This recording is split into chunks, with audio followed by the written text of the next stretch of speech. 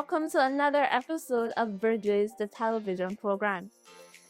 Over the past few weeks, we have had meaningful conversations, powerful reflections, and inspiring stories that truly embody what Bridges is all about: connection, growth, and transformation. This episode is the final edition in this series, and before we get into sharing this week's presentation, we would like to offer apologies for our fellow host, Warren, who due to school commitments could not be with us. I am Kenisha Hunt. I'm Diara Springer. And I'm Timon Howard. Stay with us as we turn the final pages in this chapter of the Bridges television program.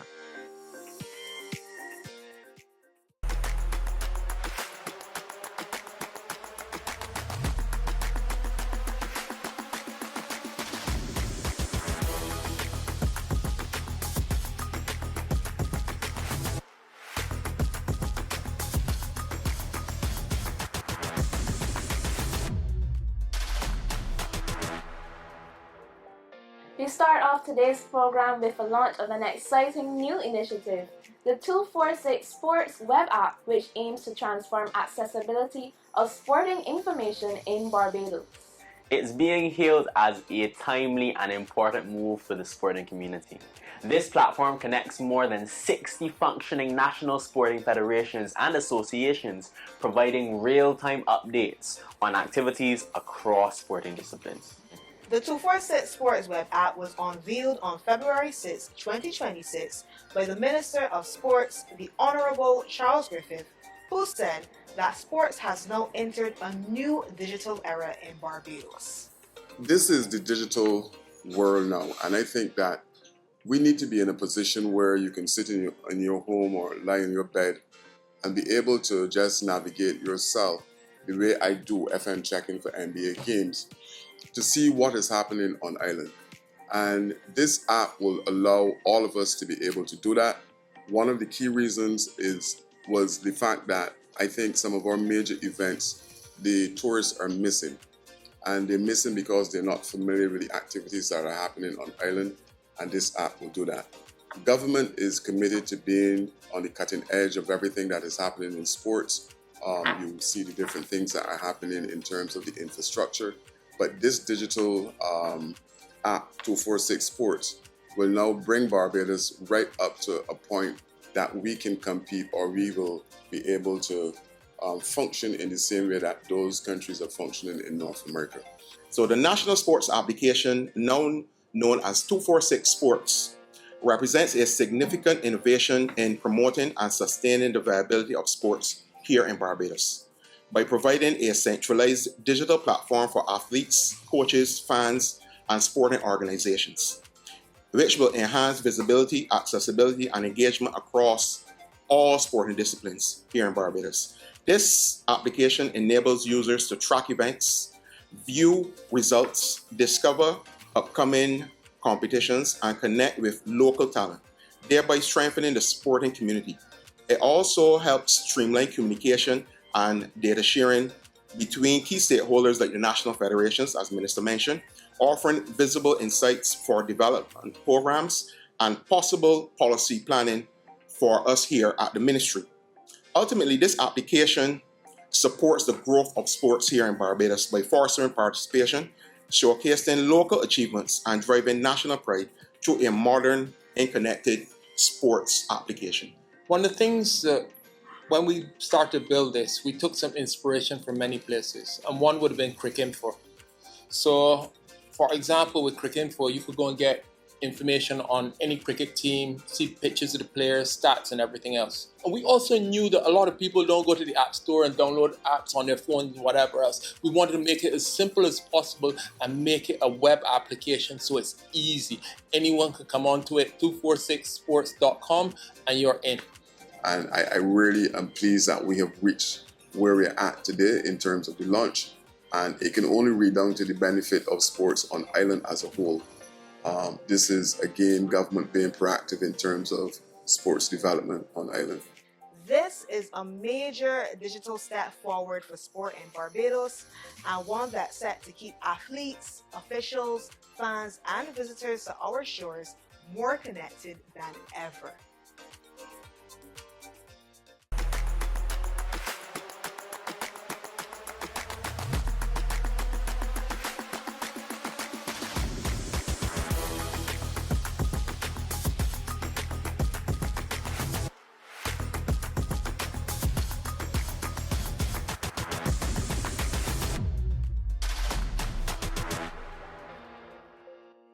After highlighting the incredible work happening in the northern, southern, and central zones of the Youth Development Program in the Division of Youth Affairs, we now bring the spotlight to our final region, the Eastern Zone. That is right. The Eastern Zone is home to a dedicated team of officers who continue to lead with passion, mentor with purpose, and make a lasting impact on the young people they serve.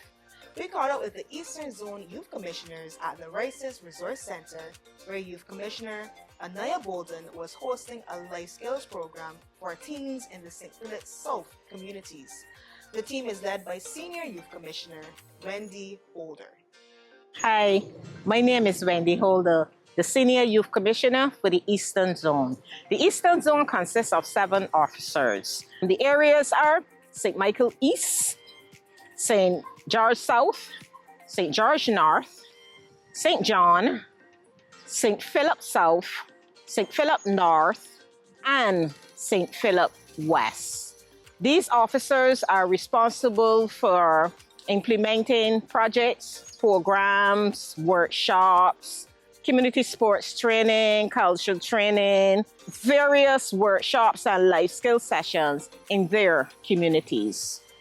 Hi everyone, my name is Ania Bolden. I'm the Youth Commissioner for St. Philip South. Some of the surrounding areas are Gainesville, Curtins, Crane, Ruby Park, and Diamond Valley. I have currently a garden project at Ronald Primary School and also a community project at Rices Pavilion where we did peer pressure and life skills. I was able to facilitate different sessions on how they manage peer pressure, what is peer pressure, the difference between indirect peer pressure, self-imposed peer pressure, and we really flesh out, for them. Overall, the session was really impactful. I believe that these young people would have left the community center with tools in their toolbox that they can carry from here, school, family, and of course incorporate in their daily lives. We have upcoming community projects. So we will have a hair braiding project. We also are looking to barbering and nail technology. This is what the persons in the community have asked for, and we are working on giving it to them and letting it happen here at Rices Pavilion. We also have a football youth group where I created. It's located at St. Martin's Pasture, and we usually practice on Wednesdays and Sundays at 3:45 to 5:45, and we go to ages 9 to 29. Hi guys, my name is Sharika Lord and I'm the Youth Commissioner for St. Philip West. Okay, so some of the projects that I have going currently would be introducing the services that are offered from my ministry to the schools within my district. I also have another project going on by the name of Design Me. It's a sewing course that is going to take persons from the skill level to business level. My name is Keon Walcott, the Youth Commissioner for St. George North, with responsibility for Tate Hill, Newberry, Flat Rock, and Church Bottom, and surrounding districts. I'm relatively new to the team. I look forward to working with my community and bringing homework programs, football, go-karting, even dancing or drumming. Hi, my name is Rhea Herwood, and I'm the Youth Commissioner for St. Philip North. One of the projects that I would have worked on is the Blaze Hill and Beyond Market Day and Butt Drive, which would have raised over $200 for the St. Mark's Reading Stars group. Another project would be the Battle of the Minds Chess Project, which is within the primary schools of St. Philip North. This project was based on improving the cognitive ability and the attention spans of these children within the schools. My name is Ramona Jones and I am the Youth Commissioner for St. Michael East. Some of the projects I would have done in the area were Let's Join Hands. This would have been in collaboration with St. Michael East Community Connection, which is a group of persons in the community from different clubs and committees who are working to, bring back the community to what it once was. Another project I've done recently would have been a national project, School Connect, and this is my brainchild, where we had new youth commissioners. So I decided I chose one secondary school and one primary school from each zone.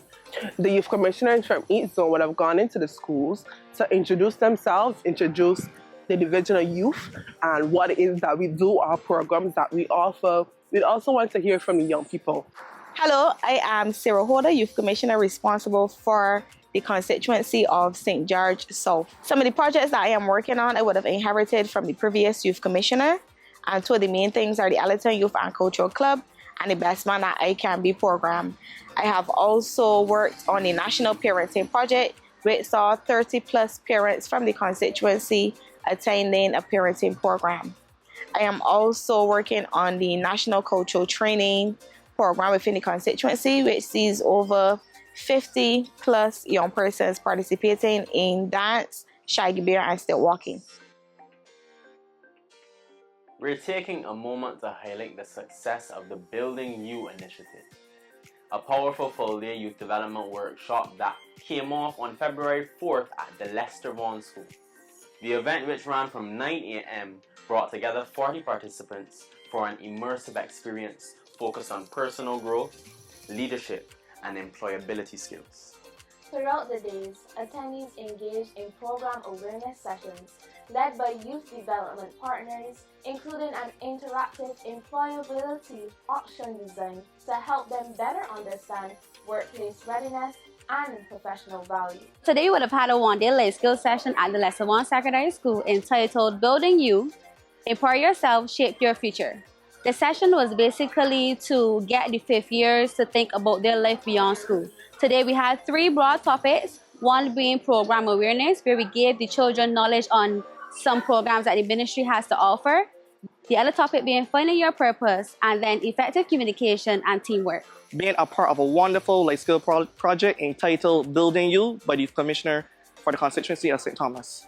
My role in this particular project today was one of a life skill facilitator, where I presented to the students here on finding your purpose. We know that every young person in Barbados has a purpose, and I found a project like this can be implemented or shared across the length and breadth of Barbados, where students themselves can really understand who they are and understand where they are going as individuals. The sessions today, I would say, are very encouraging for our young people in today's day and age, because we don't honestly know what we want to do in life, and they were very impactful on stuff that we are doing nowadays, like cosmetology and entrepreneurship.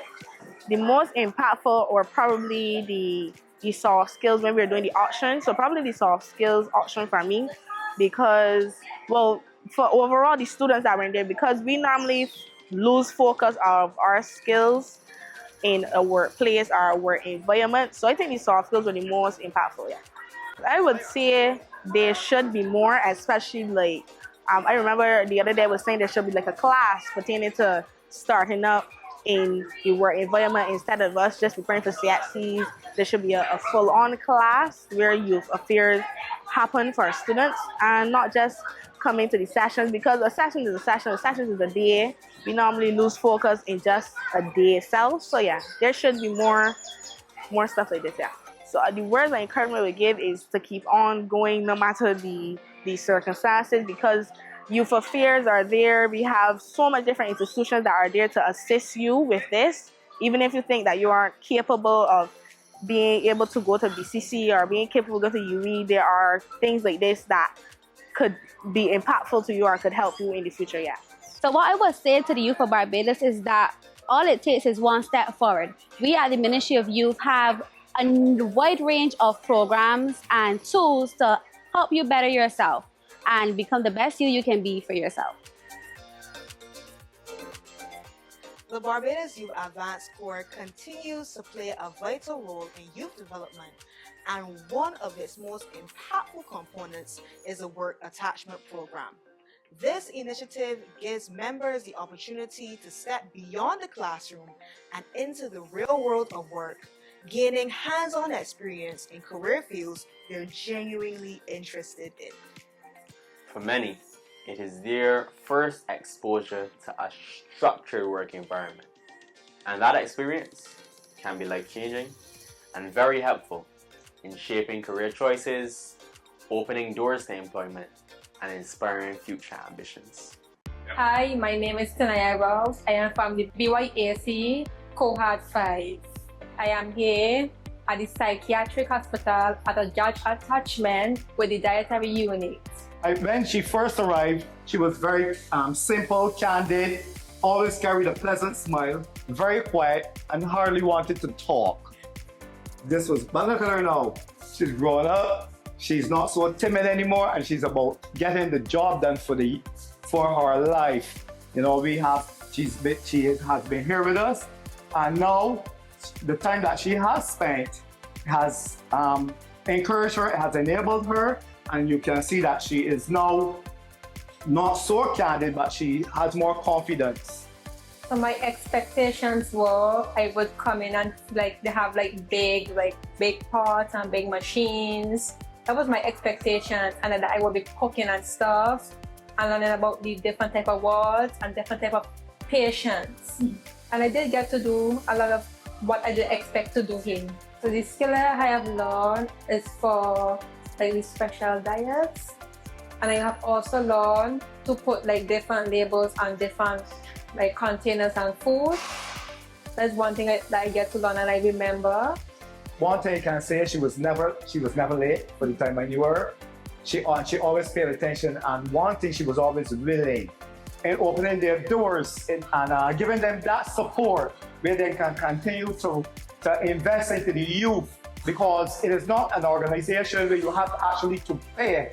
It is free, and these people are putting themselves out there to the youth of Barbados, and we are asking the people out there to come on board, because we always press the young people. We always say it's the young people, and I can say for the BYAC that they have come on with their program, and they are filtering that information into the youth who are coming out to do what they have to do, and we are very thankful. So even we, the psychiatric hospital, open our doors, and we always will, to be able to facilitate them and to help them in any way we can. So I say we are asking people out there, please render with the BYAC, assist in anywhere, support them for their cause, and that is to strengthen the youth and to raise them up into a world where everything seems to be going wrong. Honestly, I didn't have any expectations, but I was truly excited to be in a new environment and to experience new things. The experience was, it was pretty good. It was interesting, and I learned a lot from it. For me, the interns came with little to no knowledge, but they had the enthusiasm and the willingness to learn. I would have found that they were inexperienced, as some of them, this would have been their first job attachments. However, they were willing to grasp with two hands and take all the information given, and I found that that was great for them. One skill that I was able to learn was basic computing skills, like using a printer. You know, before I didn't have the knowledge as to how to use a printer or how to scan, but I was able to leave here with that information. It was a great change to see how they were improving step by step. I would be around people who are challenged in different ways. But as I told Ms. Giddings, I told her that we are in an environment where people are only humans like us, you know, so they are supposed to be treated with the same respect that you would show any other buddy, because it could be any of us within these walls at any point in time. As we get older, as we become ourselves, our true selves, we find our identity, we find that they aren't given the opportunity. So with job attachments, placement is easier, they get a little more exposure, and then it's easier for some of them to actually decide what they want to do. Because at a young age, you know, children don't know what they want to be. Oh, I want to be a doctor, I want to be a lawyer. And when you expose them to different experiences and different organizations and different cultures, they can find a niche for something that they like. They can find their true talent, their true being. And once organizations are willing to give them a chance, I find that they can grow. So I would really encourage persons to give them a chance. If it's 2 weeks, 5 weeks, give them a chance to see how you operate, give them a chance to give their input because you have some brilliant ideas. Because like I said, they're from a technological age, and as we get older, we are outdated, we are almost antiquated. But with these young minds coming up, as we incorporate them into our structures and stuff, I find that they too can also impart knowledge onto us. So I would encourage people to give them a chance.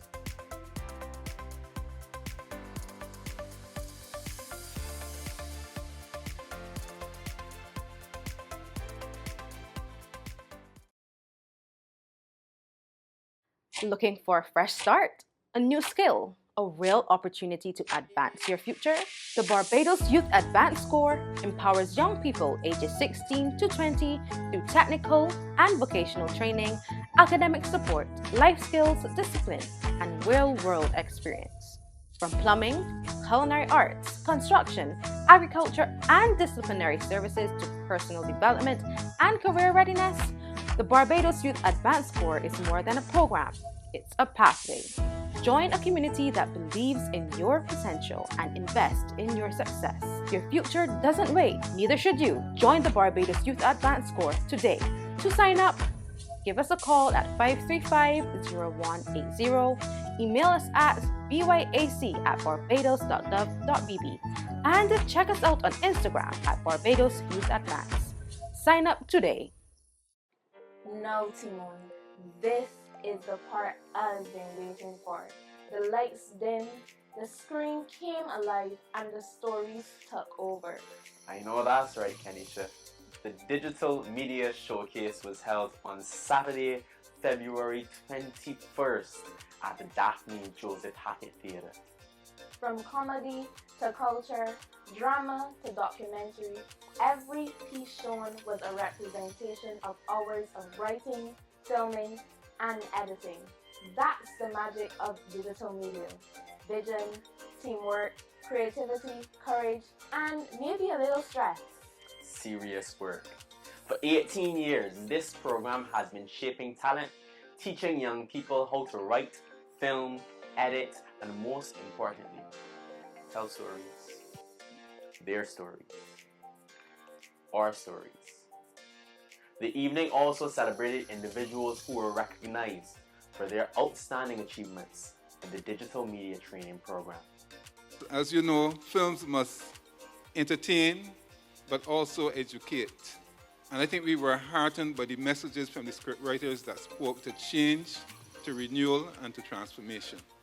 And I think that was some of the significant takeaways from what we would have seen tonight in the works that were produced. So I want to thank all the scriptwriters, all the persons who work as parts of the crew who were able to come together in this significant way to produce what we felt were amazing films. And let me just say to you that I left my seat and I went to the back. And I stood up there and I watched the reaction. And I have to say to you that I was transported back to my early days in the Plaza or the Empire Cinema. And if you've ever been to the Plaza or the Empire Cinema during the days, you would have seen that what happened in here was what would have happened back in those cinemas back in the day. It was an amazing feeling. Let me just share that with you.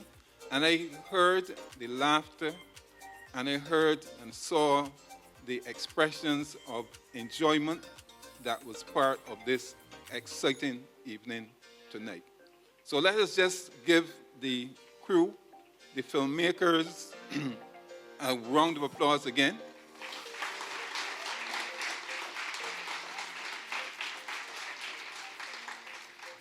And also to say to them and to all of us that, as you are aware, filmmaking is a billion-dollar industry.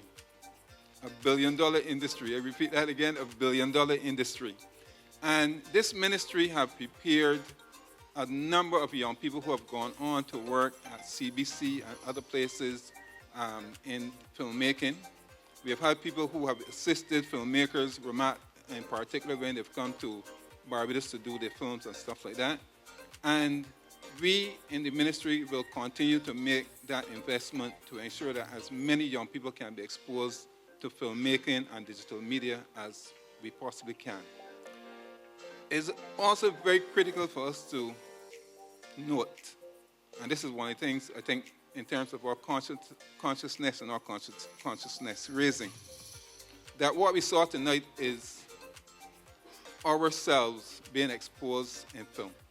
We see the idiom, we see the language, we see locations that are familiar, as opposed to what we have seen in the past, where we have seen and been raised on the debt of foreign-made films.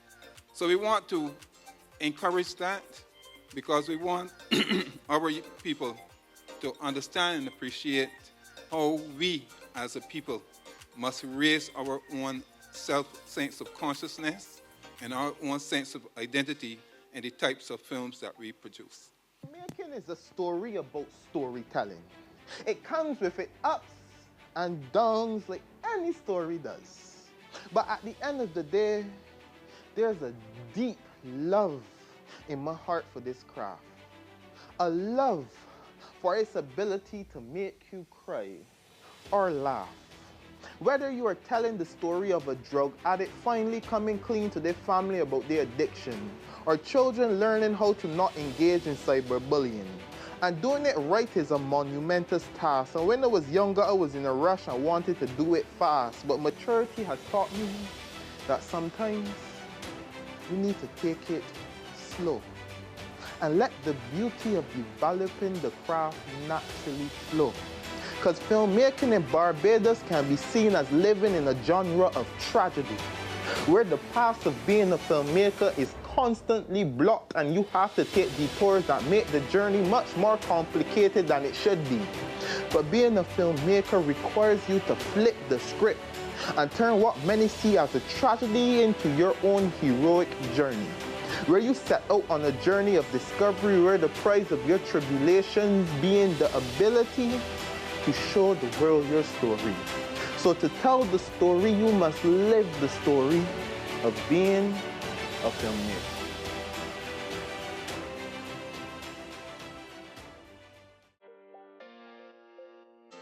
And just like that, we've come to the end of Bridges Season 3. It has been an incredible journey and our pleasure to walk with you through the season. Remember, you can catch a repeat of this episode on Saturday at 5:30 p.m. or watch anytime on YouTube at Division of Youth Affairs Barbados. Be sure to subscribe so you never miss our latest content.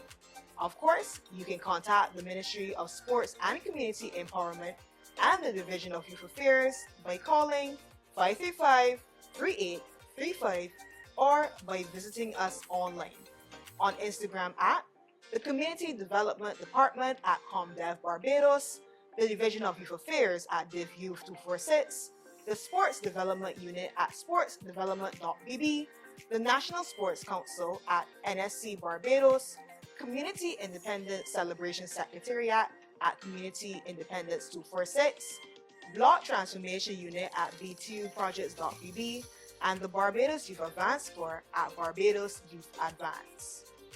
You can also like and follow us on Facebook by visiting Community Development Department, Division of Youth Affairs, National Sports Council, Block Transformation Unit Barbados, and the Community Independence Celebrations Secretariat. Or feel free to speak with any of the ministry's officers when they are in your community. What an incredible season it has been, packed with new initiatives, impactful programs, and inspiring stories focused on empowering Barbadians.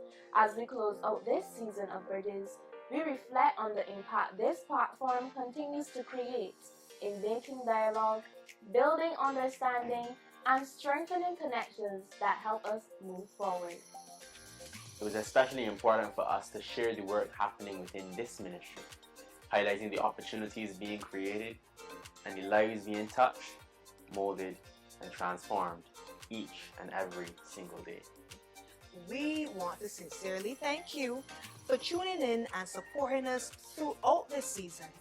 And when we wrap up Season 3, we are already looking forward to what's ahead in Season 4. So from Warren and all of us, we encourage you to continue supporting each other in every way you can. And remember, Keep building those bridges.